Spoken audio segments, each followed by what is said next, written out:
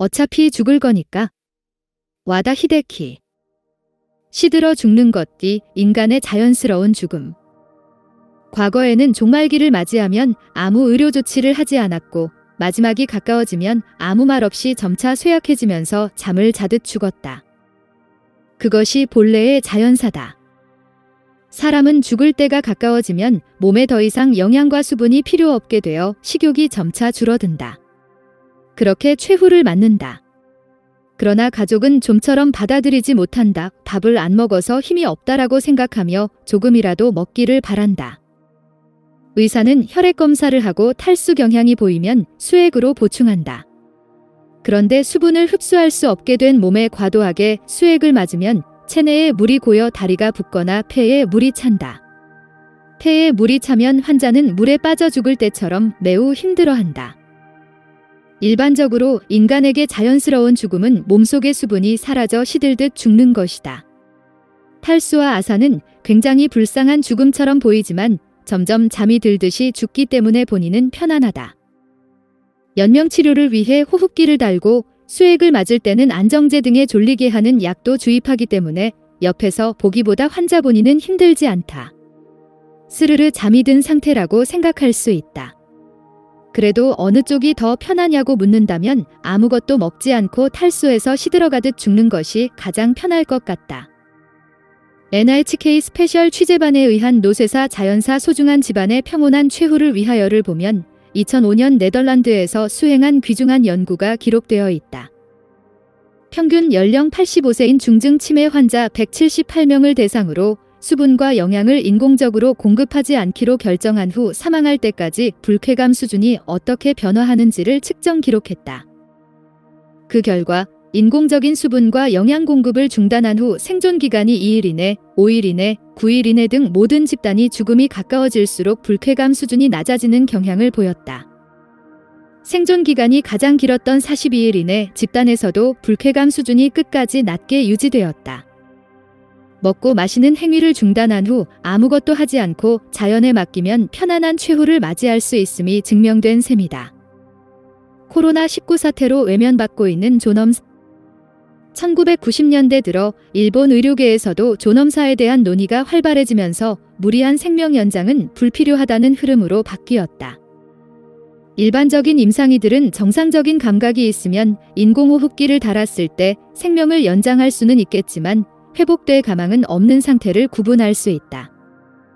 후생노동성, 당시에는 후생성, 또 연명치료에 이렇게 비용이 많이 들면 앞으로 힘들어진다는 우려에서 존엄사를 권했다. 과거에는 국가 재정이 풍부해서 최대한 살리겠다는 것이 기본 방침이었지만 이대로 가다가는 국가 재정을 꾸려나갈 수 없게 되니 불필요한 의료 행위는 그만두자는 것이다. 하지만 돈이 없으니 치료를 중단한다고 할 수는 없는 노릇이다. 그래서 환자가 불쌍하다, 인간적 존엄성을 훼손한다는 식으로 얘기를 바꿔가며 존엄사를 지지하기 시작했다. 내가 고령자를 대상으로 한 의료에 종사하게 된 1980년대부터 이미 존엄사와 유사한 형태는 존재했다. 가족에게 진공호흡기에 연결하시겠습니까? 어떻게 할까요? 라고 물어보면 아니요. 그렇게까지 하지 않아도 됩니다. 라는 대화가 오갔다. 우리 의료진도 가족들이 연세가 있으시니 더 이상 힘들게 하고 싶지 않아요. 라고 하면 인공호흡기를 달지 않았고 이쯤에서 의료 행위를 그만하자고 합의했다.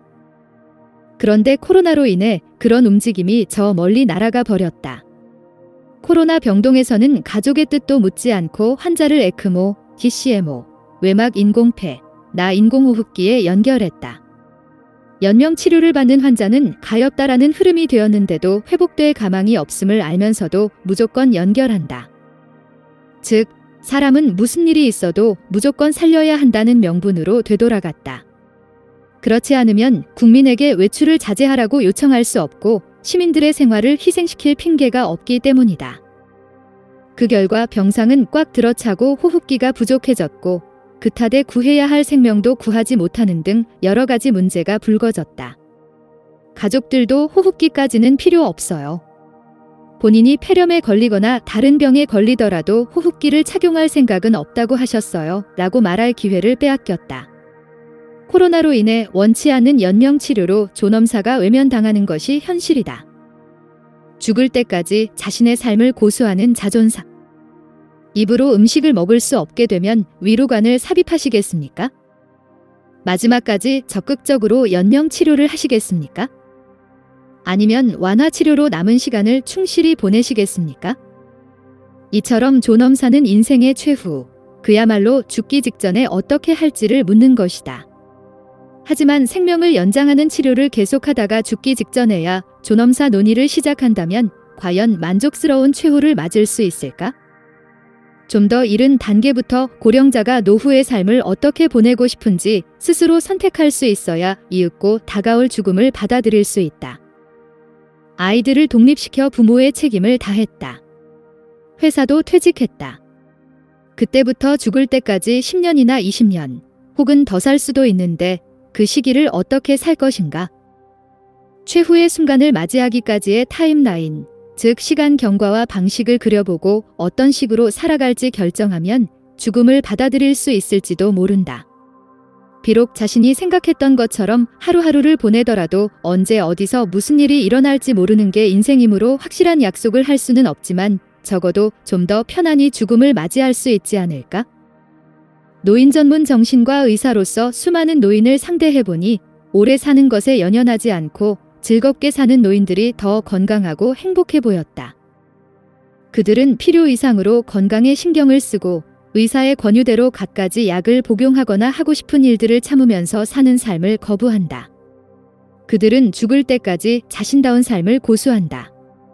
나는 그것을 자존사라고 부르며 나 자신을 대상으로 실험 중이다. 최소한 존엄사 선언서를 남겨두자. 최상의 죽음은 사람마다 완전히 다르고 각자의 목표 지점까지 가는 길도 제각각이다. 예를 들어 자식들을 힘들게 하지 않고 인생의 막바지를 보내고 싶다면 요양원을 찾는 것부터 시작하자. 사후에 이름 한 줄을 남기고 싶다면 유언에 따라 재산을 특정 단체에 기부하는 주증기부와 같은 제도에 대해 알아둬야 한다. 이처럼 자신의 이상적인 죽음의 방법을 정하고 그에 필요한 자료를 찾는 것부터 시작해야 한다. 흔히 고독사라든가 고립사라고 표현하면서 이 세상은 혼자 죽는 것을 불행한 죽음으로 규정하지만 고독을 좋아하는 사람도 있다. 고독을 좋아하면 인생을 자유롭게 살다가 심근경색이든 뭐든 어느 날 갑자기 죽고 한 달 뒤 발견된다 해도 당사자로서는 별로 힘들지 않은 죽음일 수도 있다. 배우자를 잃고 나서 혼자 사는 게 외롭다면 새로운 파트너를 찾거나 요양원에 입소할 수도 있다. 바꾸어 말하면 나는 어떤 마지막 여정을 떠날지 생각하고 그때 피하고 싶거나 절대로 이렇게 되고 싶지 않은 것을 회피할 방법을 생각하면 된다. 전에도 말했지만 원하는 방식으로 죽을 수 없다는 것은 말할 수 없이 안타까운 일이다. 그런 의미에서 최소한 말기 치료에 관한 존엄사 선언서를 써두면 좋다. 아직 건강할 때 만약 자신이 아프면 어떤 의료 행위를 원하는지 생각해두고 가족이나 주변 사람들과 공유하는 것이 중요하다. 존엄사 선언서를 남겨두라고 하면 구체적으로 무슨 말을 써야 할지 생각나지 않을 수도 있다. 여기에 일본 존엄사협회 홈페이지를 참고로 한 존엄사 선언서의 예문을 소개하겠다. 그런데 연명치료는 불필요하다고 결정했던 사람이 입원하면 갑자기 마음이 바뀌는 경우도 많다. 병상에서 누워있기만 해야 한다면 코로 튜브를 넣으면서까지 살고 싶지 않다고 주장했던 노인이 그래도 살고 싶다며 튜브 삽입에 동의하는 일을 여러 번 보았다. 사람의 마음은 자꾸 바뀌기 때문에 마음이 바뀌면 그때마다 다시 쓰면 된다.